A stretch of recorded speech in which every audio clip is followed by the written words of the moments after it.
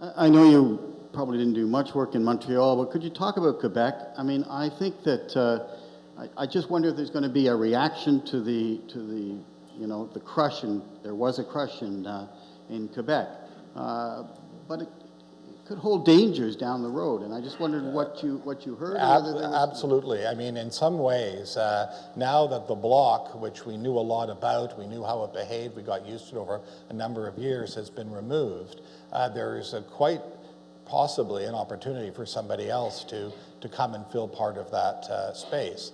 Quebec voters sort of thought the bloc was past its sell-by date, wasn't really having anything to offer they were interested in. They looked at the Liberals and said, no, we're still mad at you over Sponsorgate and whatever. They looked at the Conservatives and said, no, you keep giving us the finger, we don't want you either. And they saw this nice guy that had been hanging around for a long time. And that's why we said it obviously to be funny and provocative, but that's why we said, in our view, it's not Orange Crush, it's like getting a box of Cracker Jacks. That doesn't mean that there isn't an opening for someone else to come in with a pure sovereigntist play. Many people said, whether it's through our research or on various media interviews, the NDP are on probation in Quebec, and that they've got their own internal challenges beyond just their representation in Quebec to deal with over the coming months. So, if it's true that they're on probation, and if it's true that the Liberals do concentrate themselves on and dedicate themselves to rebuilding, there is every possibility in my mind that the election results this time round could be replicated next time round, because the Liberals may very well eat into the NDP support in Quebec and elsewhere. Let me dissent from that a little bit, put a slightly partisan hat on here. Remember that this is the current nadir of a slide of the Liberal Party in Quebec that is now 30 years old. Every single election since the height of Mr. Trudeau's fame, the Liberal Party has lost support among Francophones, then Allophones, and this time among Anglophones. So this is a very long secular decline. And I think what's really exciting to me as a Canadian about what happened is that on the one hand, Francophone voters are not prepared to simply default to a traditional federalist place, but on the other hand, they weren't happy about the fact that uniquely in Canadian history, Quebec had been frozen out of federal politics for a generation. This is the return of Quebecers to insisting, as they traditionally have done, we play a role in who governs Canada too. Next question. I think it's you, isn't it? I'm sorry, I lose track. Go ahead. Thank you. As a young person, it was fairly disappointing to hear that the environment really didn't resonate with people. I'm wondering if you can give us any insight on why that issue really fell off the radar, and any suggestions for what can make it an issue that will resonate again. My first response to that is that when the economy's tough, people forget about things that they think to some degree are a bit of a luxury. And while many people don't think the environment should be a luxury, that it should actually be a fundamental tenet of how you could re-energize the economy, people haven't gotten there yet. And I think, so as the economy perhaps improves over the next couple of years, I suspect you'll see the environment creep back up. And there was a structural reason as well, I think, that's important, and that is that Elizabeth May basically took herself out of the national debate in order to win a seat on the far west coast of Canada. And apart from the flurry at the very beginning about her participation in the big debate, you didn't hear anything about the Green Party from one blue moon to the next in this campaign. Contrast that with last time, with both Dion and May constantly pumping environmental issues. So there was a big structural difference in the way this campaign unfolded. Speaking of the debate, was it at all influential in anything that happened?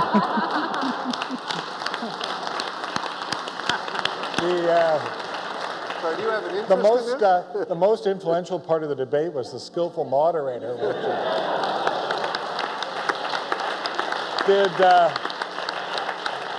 the skillful moderator that did such a good job that he didn't let any disaster ensue. What do you guys think? Debate matter? Yeah, you know, I think the interesting thing that's happened about debates in the last couple of campaigns is their impact emerges only as they slowly bake into public consciousness over many days after the debate. Every time, if you think back the last 4 or 5 campaigns, the first reaction is there were no winners and there were no significant losers. By a week's time, it's pretty clear that somebody did badly and somebody did well. Big loser this time, Gilles Duceppe. Big winner, Jack Layton. The format of this year's debate, too, I thought lended itself much more to people engaging in listening to the discussion, given that there was more chance for actual debate. So I commend you on the format. People will remember that before the debate, there was a lot of talk of this being a 2-horse race, a red door and a blue door, and Jack Layton not being anywhere to be found. That he got lucky in terms of his draw as to where he sat or stood in that debate. And by being able to stand between Mr. Harper and Mr. Ignatieff, and using his skills, because he's a very experienced politician, and he's a very good debater, and using that position, he was very effective at inserting himself into the debate. And there is no question he had the killer line of the debate. We talked about it that night on television. People, I don't think, realize how devastating his line was. Mr. Ignatieff, if you want a promotion, you have to show up for work. One last question. Jamie, just with respect to ethics, you mentioned that really didn't resonate at all.